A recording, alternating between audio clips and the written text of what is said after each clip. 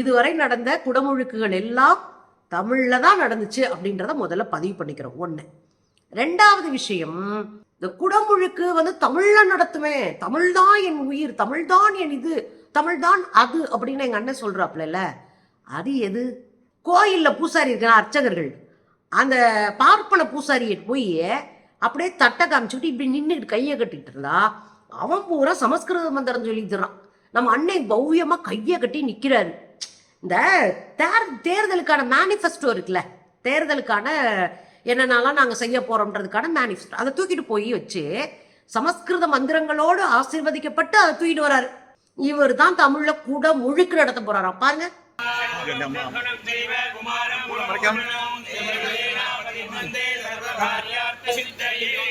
இன்னமும் நிறைய வீடியோ இருக்கு சமஸ்கிருதத்துக்கு கையை கட்டி நின்னது, அவங்க பொண்டாட்டியோட போய் கையை கட்டி நின்னது ஒரு வீடியோ இருக்கு, தேடி பார்த்தேன், இப்படித்தான் கிடைச்சிச்சு.